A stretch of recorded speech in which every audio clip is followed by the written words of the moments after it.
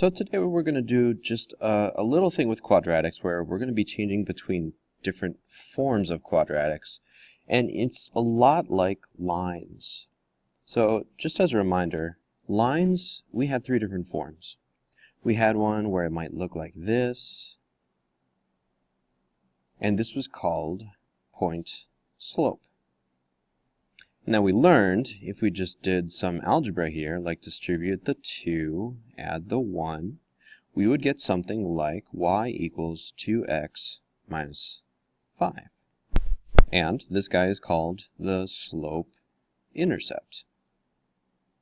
Okay, so we're used to that.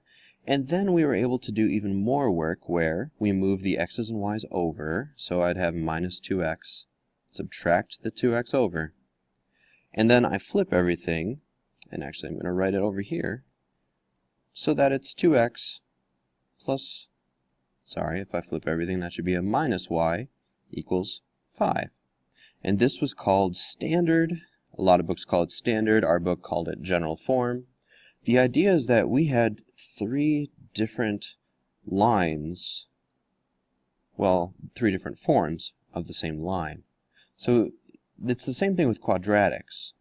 For quadratics, we have three different ways to write the same kind of parabola. And so here are the three different forms. First, we're going to start off with what's called factored. That's where you just have x minus 4, x plus 2. Okay. How do we get there? Well, normally we factor a polynomial. So, the other form is standard.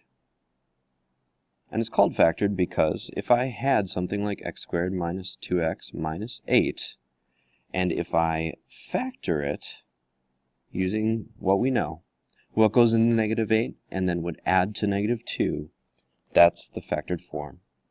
Now the question is, if I'm in factored form, how do I get to standard? How would I move there? Well, I would just FOIL it. Okay. There is also a third form called vertex form, and our book calls it, I think, standard form or something. I just call it vertex form because it's actually the parabola. You can actually tell where the vertex comes from when you get it into vertex form. Alright, so to get it from standard to vertex, we have to complete the square. So foiling and factoring, I believe you guys could do very easily.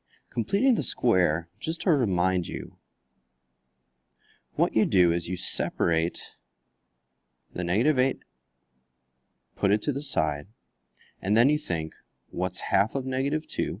That's negative 1. And then you square it, so that would be positive 1. And remember, you can't just add 1 to something without changing it, so I have to also subtract a 1 to keep it balanced. Now, the reason we do all of this extra work is because when you add the 1, subtract the 1, you can focus on the first three things here and actually factor that. That's called completing the square. Now, we still have minus 1 minus 8, and that will simplify. So what we get here is x minus 1 squared minus 9. Okay, so for vertex form, if you're in standard form, you just complete the square to get there. And the vertex form is really, really helpful because if you think of this like transformations, inside the square function means that we are going right 1, and this one right here is down 9. So it's really useful because a parabola that's normally centered at 0, 0 is now going to be centered 1 over and 9 down. So already we have a picture if we have vertex form. It's just really useful because it's easy to pick out that vertex. Now, what if you wanted to go from vertex to standard form? Well, that is actually the same thing. FOIL, or expand. And what I mean by that, I'll scoot to the side here to show that, is that x minus 1 squared minus 9, this FOILs out. And please, please, please, do not just drop the 2. That does not work. We have to think of this as x minus 1 times x minus 1 minus 9 on the side. There's two of them. That's what this 2 means. And so if you FOIL this properly, you'll get x squared minus x plus 1. So really it's going to be x squared minus 2x plus 1 minus 9. And so this, if we simplify that, you'll get x squared minus 2x, and then this will turn into negative 8. But if you look back at our little diagram here, that's what we had back here. So if you FOIL or expand it out, you're going to end up back at standard form. So the idea is, if I give you any one of these forms, you should be able to quickly move from one to the other, kind of following this map. Alright, let's do one just to practice with. I'm going to start by giving you the standard form. Okay, at this point you should be pausing the video. Don't just go past this and watch me do it.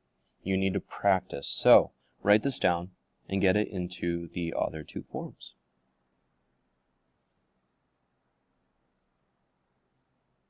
Alright, so we are going to first go to factored form. And to go to factored form, you basically will just factor it. So I think what goes into 3 and we'll add to 4. Now these ones are easy, remember, because there is no number in front, the complicating things. So I just think, well, the pairs that go into 3 are 1 and 3. And voila, that pair would add up to be 4. So my factored form is going to be x plus 1, x plus 3. Okay, now if I was in factored and I wanted to get back to standard, I could just FOIL that out, expand it out, and get back to standard. Alright, I also have to go to vertex form.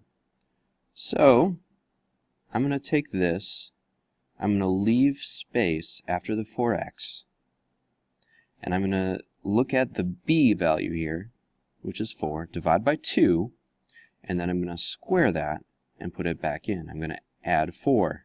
But remember, we've got to subtract 4 right away so that we keep things balanced. Now look at this. This will factor to be x plus 2 squared. And this will turn into negative 1. So x plus 2 squared minus 1 is our vertex form. We have the 3 different forms of our parabolas.